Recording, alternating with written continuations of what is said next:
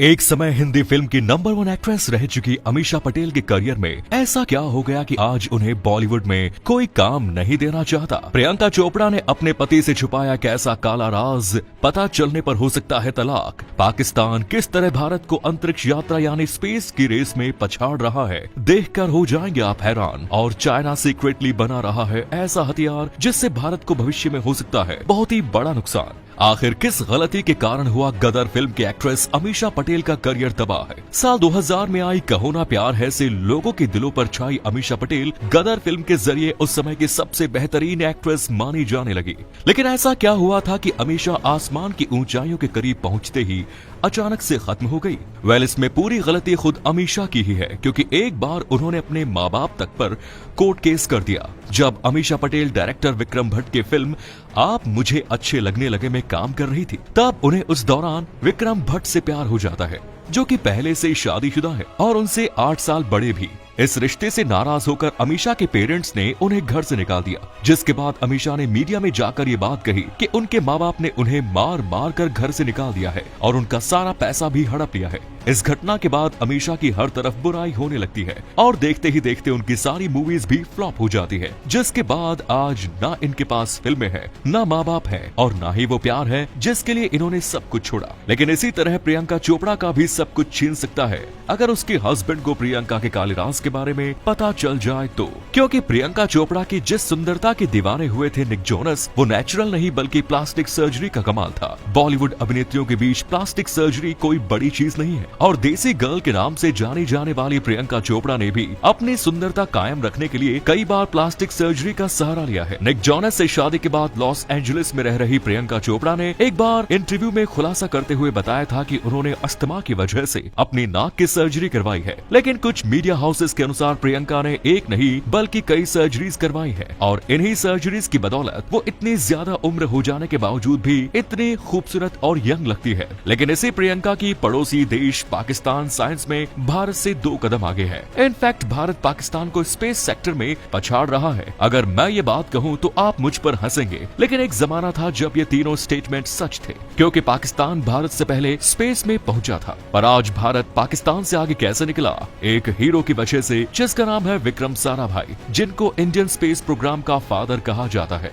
विक्रम साराभाई उस समय भारत के सबसे अमीर परिवारों के साथ, उनके पास कैम्ब्रिज की डिग्री तो थी ही, साथ ही साथ बहुत सारा पैसा भी था, जिससे वो भारत के बाहर जाकर भी काम कर सकते थे। लेकिन इसके बावजूद भी उन्होंने भारत को चुना और सिर्फ इसीलिए क्योंकि उनका भारत को स्पेस तक पहुंचाने का सपना था।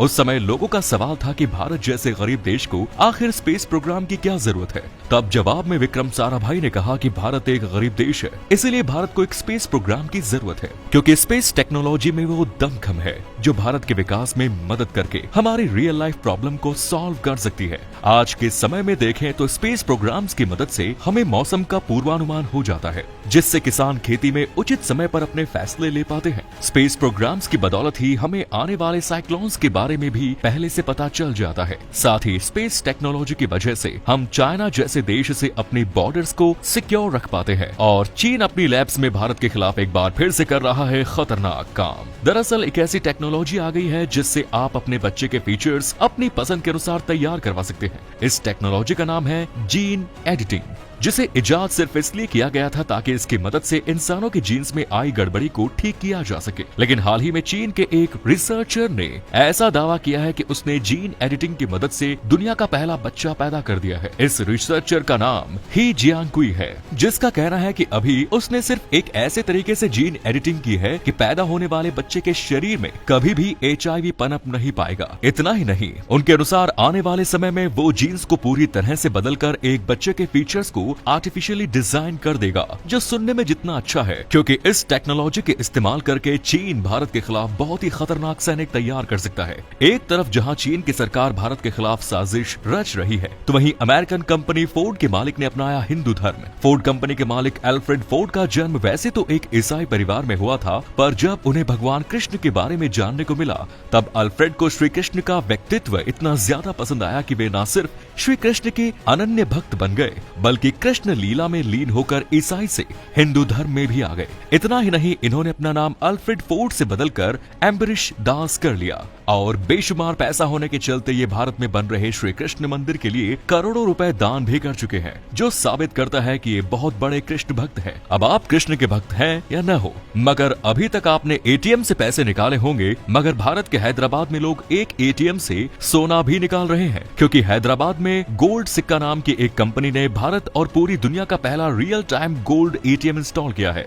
जिससे क्रेडिट और डेबिट कार्ड दोनों को स्वाइप करके सोना निकाला जा सकेगा। दोस्तों, इस गोल्ड एटीएम से एक बार में 0.05 ग्राम से लेकर 100 ग्राम तक के सोने के सिक्के निकाले जा सकते हैं, और ये सिक्के 999 सर्टिफाइड 24 कैरेट गोल्ड के हैं। गोल्ड सिक्का कंपनी का कहना है कि आने वाले 2 सालों में वो पूरे भारत में ऐसे 3000 गोल्ड एटीएम इंस्टॉल करेगी, जो लोगों के बीच सफल हो या ना हो। लेकिन अगर आप इस खूबसूरत टीचर से कोचिंग लेते हो तो आप अपनी पढ़ाई पर कम और टीचर पर ही मन लगा बैठेंगे। इन दिनों सोशल मीडिया पर ये खूबसूरत टीचर अपनी खूबसूरती और पढ़ाने के तरीके के चलते काफी ज्यादा वायरल हो रही है। दोस्तों, इनका नाम दिव्या त्रिपाठी है, जिन्होंने अनअकैडमी और अड्डा 24/7 जैसे ऑनलाइन स्टडी प्लेटफॉर्म से लोगों के बीच अपनी पहचान बनाई। दिव्या त्रिपाठी एक हिस्ट्री टीचर है, जिनका पढ़ाने का अंदाज इतना ज्यादा बेहतरीन है कि कई सारे स्टूडेंट्स इनके फैन हैं। और रही बात इनकी खूबसूरती की, तो ये देखने में किसी मॉडल जैसी लगती है, जिसके चलते इंस्टाग्राम पर भी इनकी फैन फॉलोइंग बहुत ज्यादा है। लेकिन भारत में एक देश एक आधार कार्ड के बाद अब एक देश एक चार्जर की बारी आ गई है,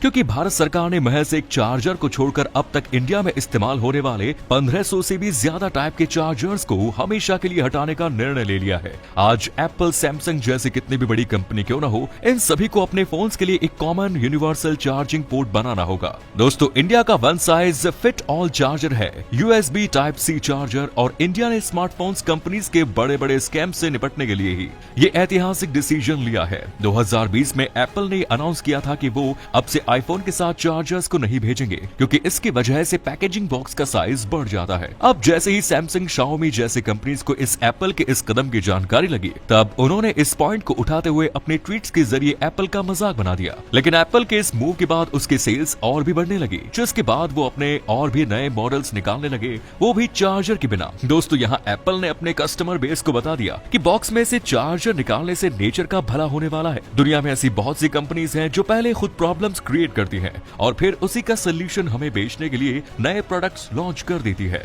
और इस मामले में एप्पल महारथी है, क्योंकि जब एप्पल ने अपने एयरपोर्ट्स और चार्जर को बेचना बंद कर दिया था, तब उसी साल उसने अपने ब्रांड न्यू ब्लूटूथ ईयरफोन्स भी लॉन्च कर दिए। साथ ही उसने अपने फोन में सिर्फ एक ही जैक छोड़ा था, जिससे अगर किसी को फोन को चार्ज करते करते गाने सुनना हो तो वो एक जैक होने के चलते वैसा नहीं कर पाएगा, और ऐसे में उसे ब्लूटूथ ईयरफोन्स लेने ही पड़ेंगे। वैसे ऐसा ही कुछ भारत के जियो फोन के साथ भी है, क्योंकि अगर आपको जियो फोन यूज करना है तब उसके लिए आपको उसमें जियो की सिम डालनी होगी, और तो और अगर फोन में डबल सिम स्लॉट भी है तब उसमें डेटा यूज करने के लिए भी दोनों स्लॉट में जियो की सिम होना जरूरी है। धन्यवाद।